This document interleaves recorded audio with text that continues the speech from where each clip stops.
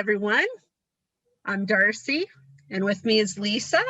Welcome to episode 2 of Mask Mission Files, where two fangirls completely overanalyze and pick apart our favorite mask cartoons. First, we want to thank everyone for all the love and positive feedback on episode 1, The Death Stone. Go back and watch it if you haven't. We did pretty good. And we're really thrilled that you gave us such positive feedback and extra information and commentary on the episode.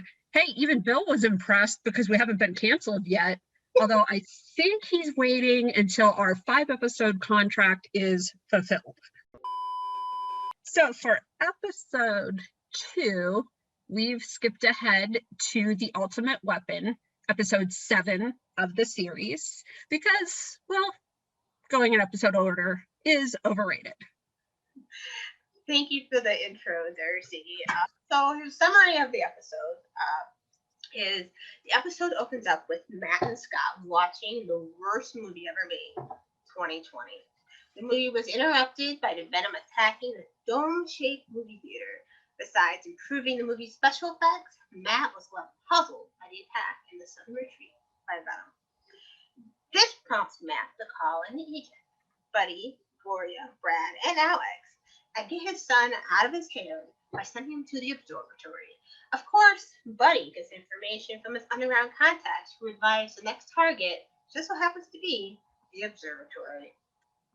Miles, Mayhem, and Switchblade have a psychotic disruptor. When turned on, can cause all sorts of havoc for Matt. Thunderhawk's missiles fire, Rhino's battery ram retracts, and vehicles are driving like they're under the influence. And nothing is working properly. Even T-Bob's eyes are spiraling out of control. He takes off and motors to the road, as if that's a bad thing. Venom is cutting a hole into the observatory and takes out the telescope that was inside. Meanwhile, Venom's new toy is destroying mass. Vehicles have a mind of their own, they're only steering in the wrong direction. Rhino ends up in a ditch. Condor stalls and collides directly with Gloria and Shark. As Venom leaves the area, we see Shark totaled, and Alex and Buddy are pulling an unconscious Gloria from the vehicle. Brad is ridden with guilt because he tried and he couldn't avoid the collision. He decides it's best for him to remain at Gloria's side as she recovers in the hospital while the rest of the team tries to figure out Venom's next move. M.a.s.k finds out that Venom throws away a multi-million-dollar telescope. I mean, seriously, they could have used that thing for parts. I don't know why they didn't keep it. And it must have been used in his attacks as a dress rehearsal for something bigger. To ensure M.a.s.k doesn't fall for Venom's trick twice, Alex installs a device into all the vehicles that will neutralize the psychotic disruptor. Of course, they need to know when to activate it, so T-Bob was installed with the same device, but extra sensitive to warn them. This means Scott and T-Bob get to go on a mission in the back of Rhino's computer room. Good idea, but why not call another agent instead?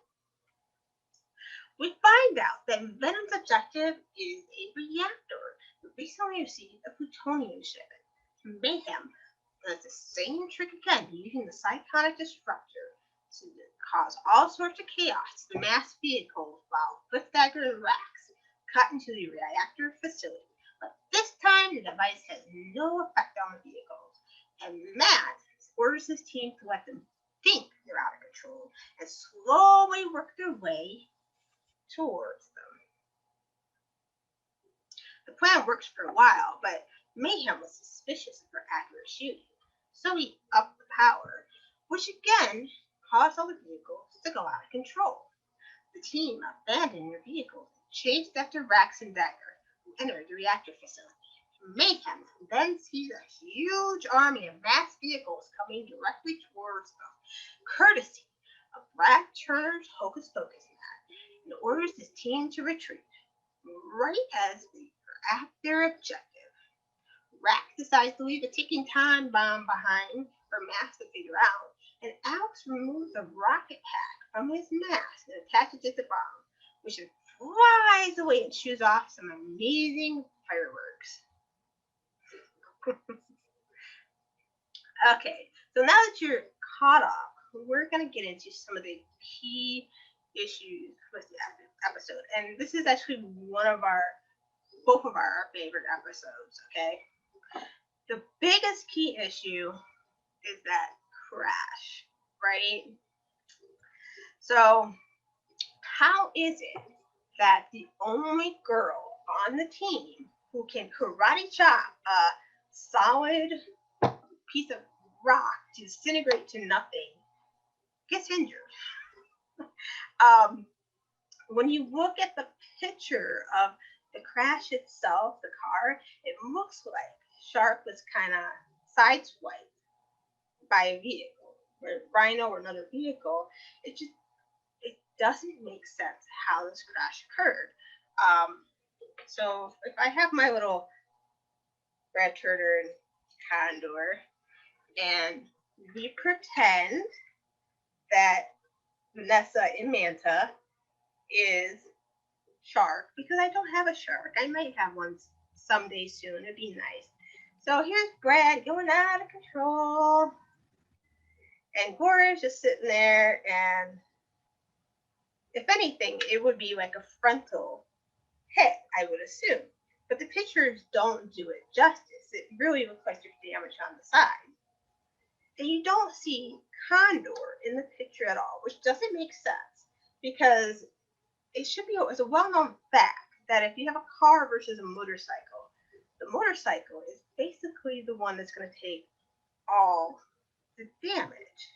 So how is it that Brad Turner walked away with not a scratch on Condor and not injured whatsoever, versus poor Gloria Baker being knocked unconscious?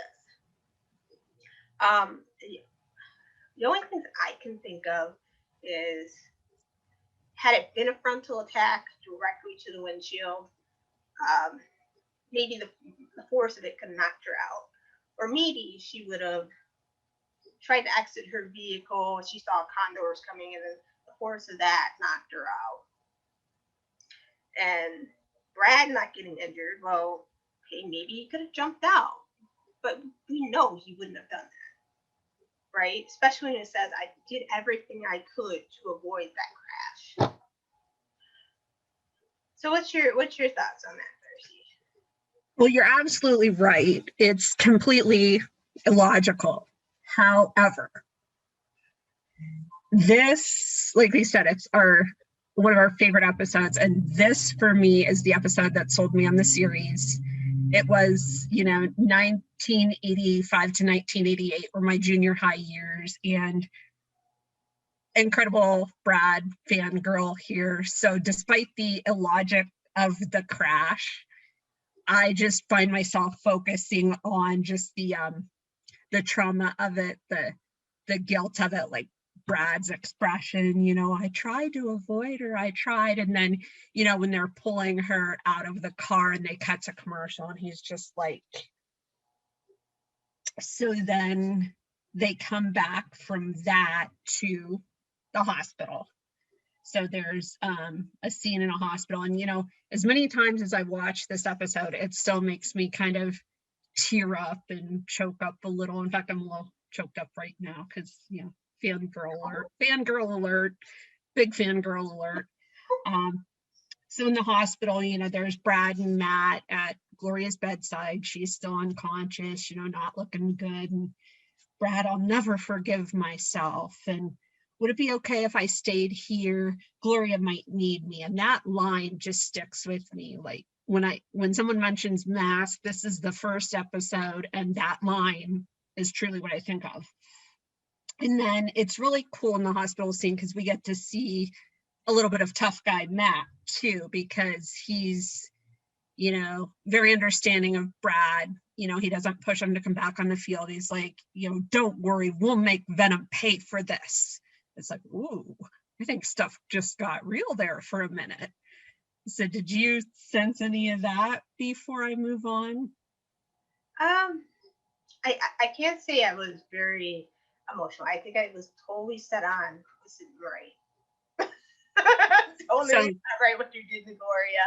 No, because she's our role model. Don't get me nice. wrong, I get there are other male aliens who were injured throughout the series, but Gloria was our one of our role models. But in this episode, to your point, it's so traumatic that is one of those that I always remembered. Right. And it's interesting that we have different perspectives, which is what makes the writing and all this work, because I'm thinking of stuff you're not, and you're thinking of stuff I'm not. No, because you're a total Brad fan, and I'm Brad's okay, but Yeah. You know where your interests lie. More on that in future episodes.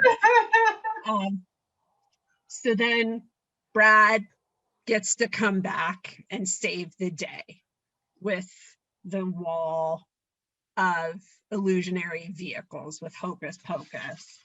And this is another awesome line that I always remember from the series, you know, as a youngster and a fangirl, you know, him coming up on them with this mountain of vehicles. These multiple holographic images should give mayhem a case of eye strain. And, you know, young me is like, oh, yeah, woo, Brad, save the day, woo. Not joking, not joking. I was a very awkward teenager. I'm still an awkward adult. Just totally awesome imagery. Now, watching and rewatching this episode at 40 something, it's like, okay, hold up, wait a second. Kind of like with you in the Crash and Glory. I'm like, okay, there's a huge gaping plot hole here, big enough to drive not only Rhino, but probably Goliath through, maybe even Outlaw. And that is, okay, why? Last we see Brad, he's in the hospital. He's got a completely guilty conscience. He doesn't want to leave Gloria. Why does he come back on the field? Just a big question mark to me. So I solved it. I wrote a story, and sharing my own stuff is, again, an awkward thing for me. I'm not good at it, so be kind. The story is called Weapons of Choice. It's on fanfic.net under the username Darster. And in that story, I use my original character, Annie Turner, who is Brad and Vanessa's daughter, to push him along the way to get back on the field. So to set the stage for that story, I write about how Dusty brings Annie to the hospital, even though Brad doesn't want her anywhere near M.a.s.k, Vanessa, any of it, because he knows Brad is in bad shape, he's hurting, he needs some comfort and someone who is ultimately going to kick his butt. So to set the stage for the hospital scene, and excuse me while I take my glasses off because this is very small, I wrote, yet again, Brad Turner sat in a hospital room, this time waiting for Gloria Baker to wake up from a coma he had put her in.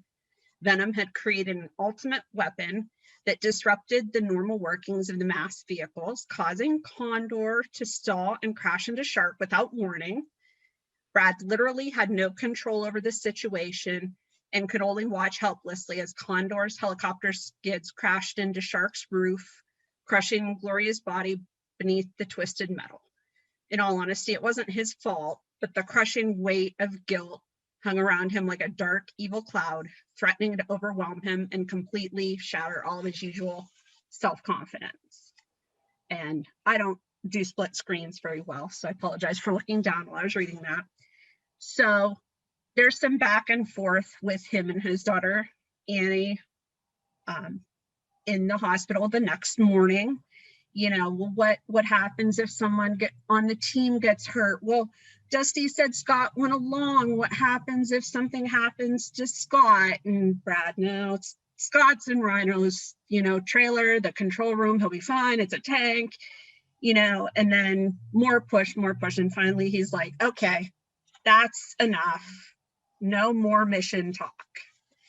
And so Annie gives him this line, which I'm so proud of. I have to say, I'm so proud I wrote this. Annie looked straight at him, uncharacteristically challenging his authority. Dad, what happened to Gloria wasn't your fault. But if something happens to Scott or someone else on the team and you aren't there, it will be. Brad had to occasionally remind himself that Annie was also her mother's daughter. Every once in a while, Vanessa would shine through that charming and usually obedient little girl, and never more than right now. Annie looked at him with Vanessa's eyes and spoke to him in Vanessa's voice. Lurking behind those eyes is an accusation that finally spurred Brad Turner into action. If something happens to them, I won't forgive you. The only thing worse than the guilt of crashing into Gloria would be the thought of letting his baby girl down. Brad had come to face with his own ultimate weapon. I'm proud of it. Very nice, Darcy. Thank you. Thank you. I appreciate that. So So I can definitely see why you wrote that, and it's definitely there is a missing gap there as to him being with Gloria in the hospital, and then him just suddenly showing up to save the day. And obviously, Annie doesn't exist in the cartoon universe because you made her up. right. But I kind of think that something similar must have happened. Whether Gloria suddenly started to wake up, or maybe Matt or Buddy or Alex had a very similar conversation, maybe with him, that he realized suddenly that, okay, maybe I should show because something worse could happen if I didn't show up. Agreed. Of course, I had to play around with this episode because I love it so much, but my second thought would be Gloria waking up and being like, what are you doing here? Get out there. They need you.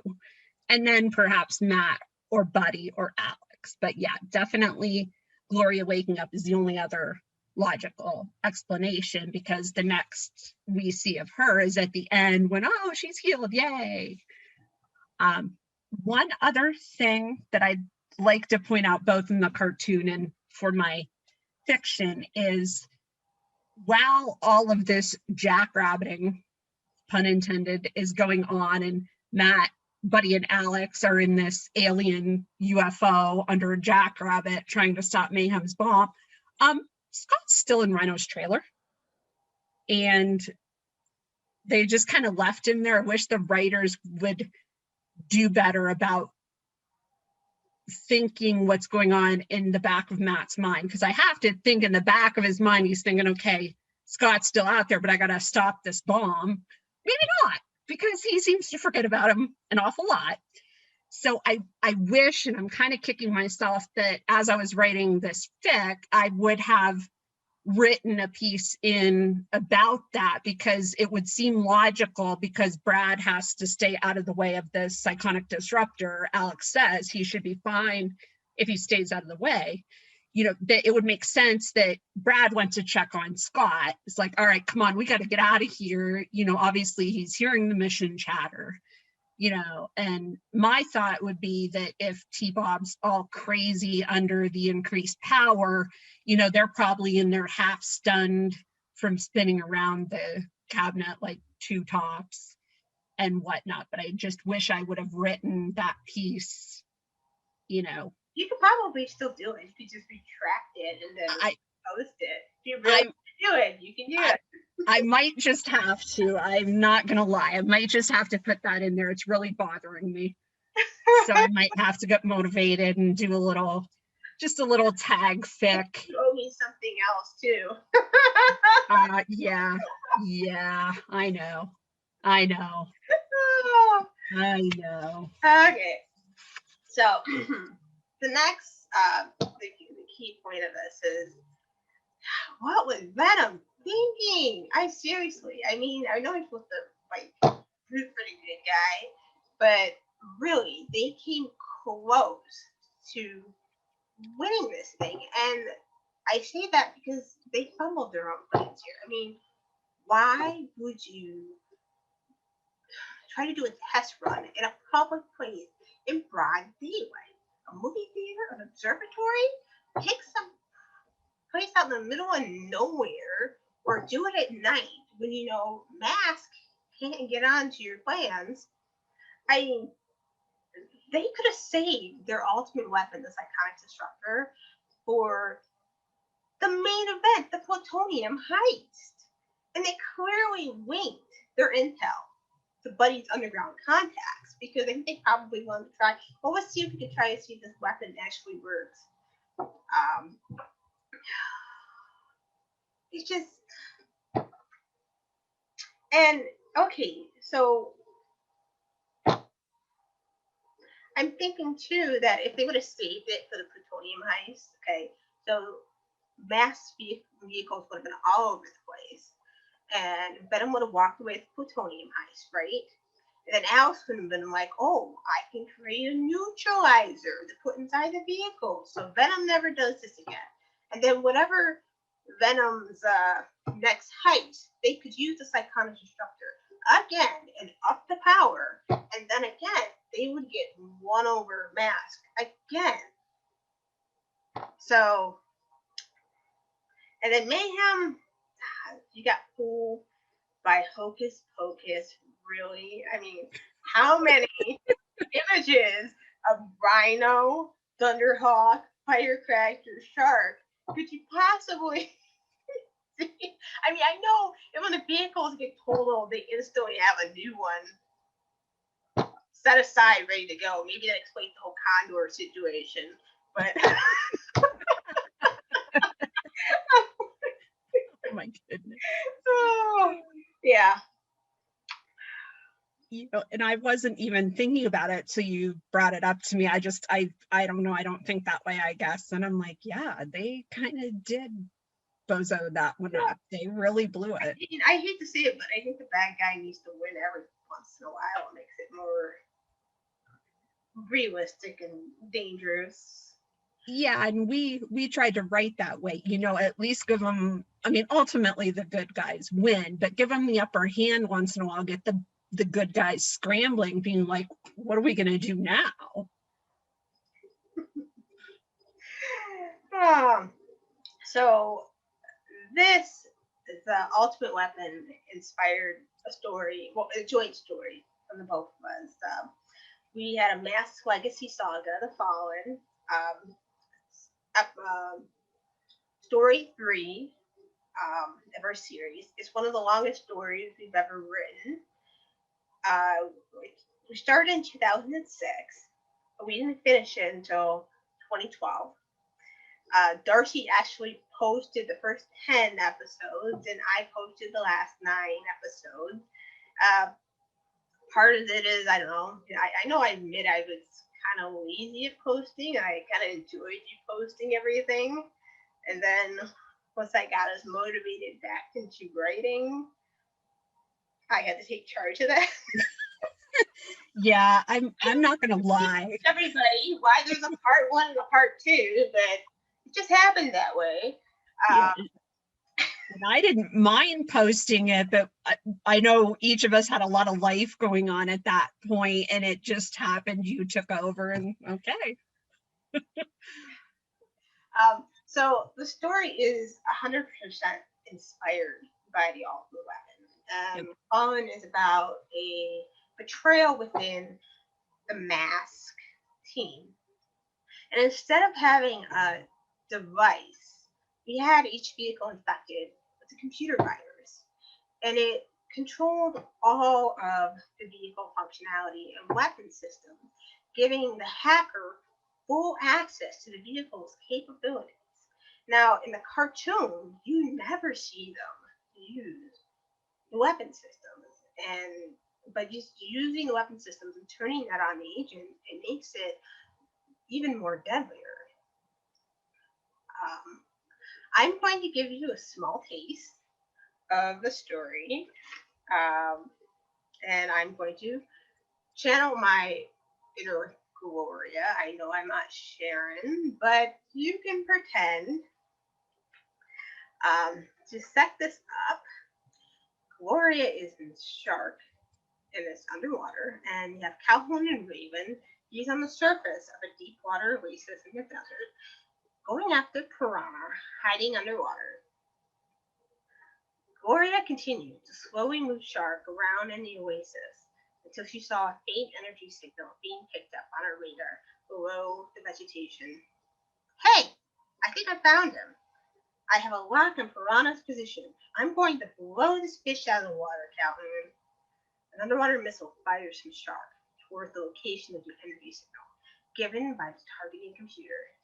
There was a massive explosion, but it wasn't coming from below the water. Instead, the missile hit the back end of Raven. It was now sinking fast like a dead weight into the water. Calhoun! Gloria shouted in horror and nearly shock. How did this happen?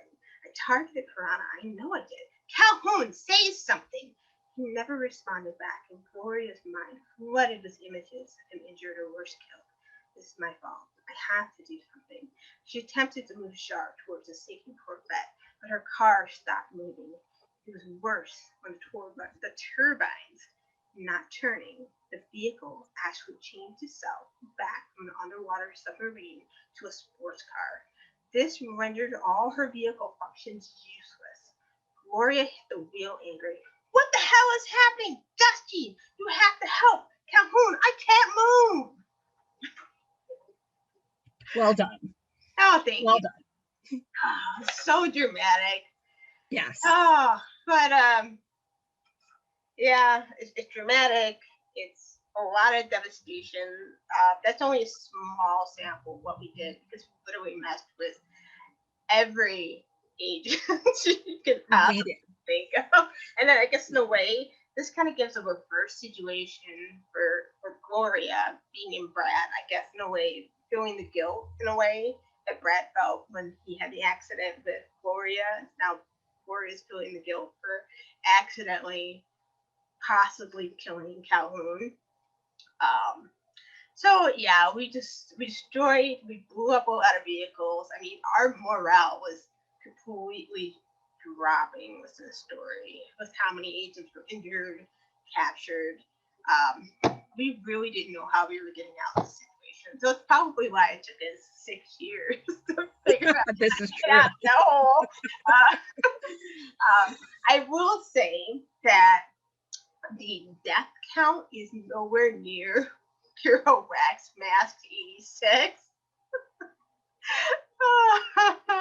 And if I can interject and say, I am still salty about what he did to Brad in 86. And I don't care if he fixed it, still salty. So just say. I was okay with what he did in Mask 86. I mean, it was Vanessa and him, that final moment, and Romeo and Juliet in a way, but yeah. It sucked. I was traumatized.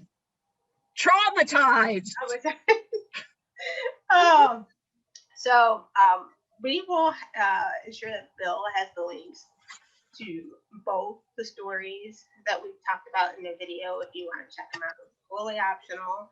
I did crack up when I had a reviewer who only read the second half of The Fallen and said, wow, this is good. And I didn't even read the first 10 chapters. Nice. Oh. So Darcy, do you want to take us into some of the best moments of the episode? Yes. And first of all, T-Bob, completely right. 2020, the movie, 0 stars, do not recommend. Do not recommend it at all.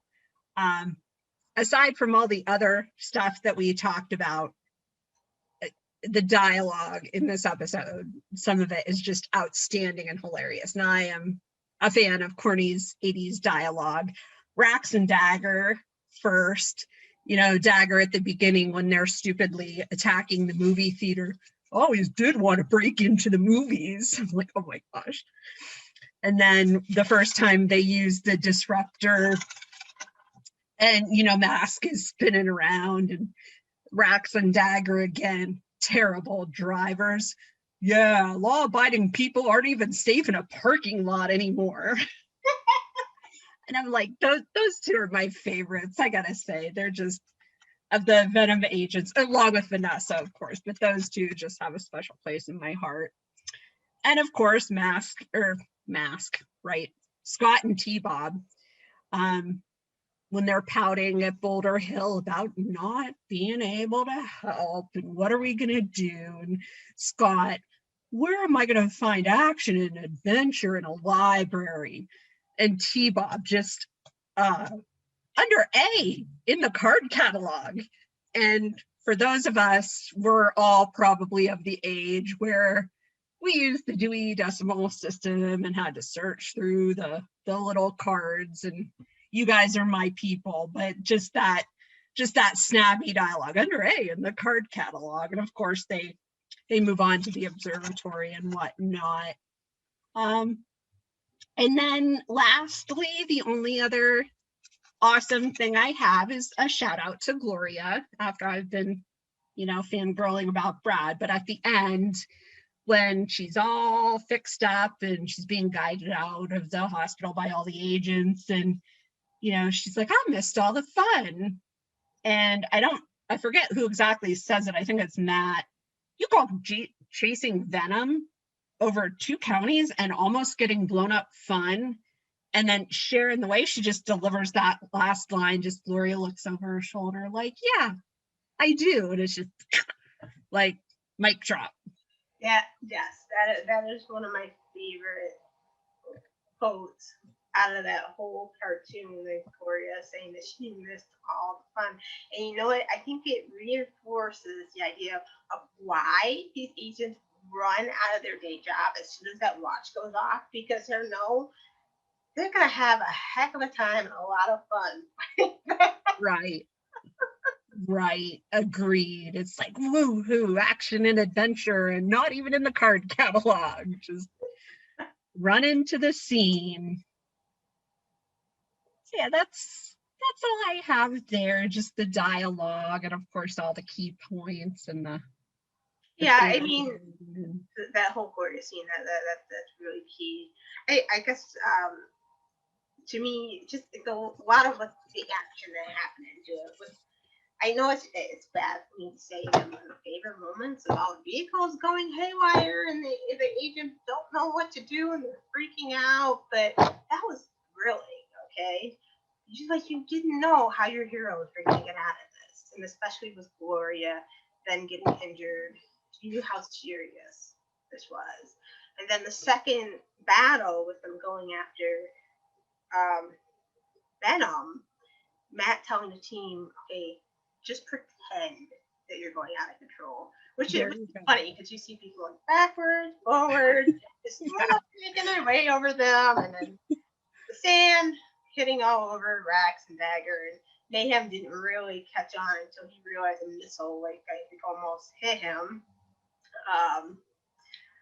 So yeah, the action is superb in this episode. That is agreed. And actually, one more interesting point is at the beginning of the episode, when Matt is trying to figure out what's going on, the m.a.s.k computer literally tells him that it doesn't have enough information to determine the end game, but it's still able to pick the appropriate agents. And at first that confused me, but then when I thought about it, I'm like, well, that's very first responder, like that's very FBI, CIA, police, law enforcement, any of those things, because they don't always know what's going on, but they know that this is the guy or these are the guys that can handle it. So kind of like what you're saying, with Mayhem not knowing what's going on until he gets a clue, it's just interesting. That even interesting that they picked Shark for the mission too, considering there's not really water. But yeah, that is interesting. How does what factors does the computer take into consideration when picking agents for a mission? Oh, I know. We need a girl. We need to make her injured. That's why. Yeah, we need the token female to get hurt so that the guys can save the day and we can sell more toys. That's right. Yeah, we got it. We won't get a toy. Yes, exactly. Oh, correct. And she gets a toy in split seconds, but that one doesn't count. Right. Because nobody likes split seconds. Nobody knows what that is over here in the U.S. Right. True story. All right. So for the PSA for the episode, the PSA for the episode is about the dangers of hitchhiking, because you never know who's going to pick you up, and they could possibly be a venom agent. So thumbs down to hitchhiking. But we'll make an exception, Thunderhawk pulls up, or Condo, or Gator, or Wildcat. But don't just hitch a ride with a venom agent. That's totally not cool. But Darcy, I kind of think our viewers are all in trouble, because they would totally hop on a ride in Manta with Vanessa and completely forget about that ejector seat. They would.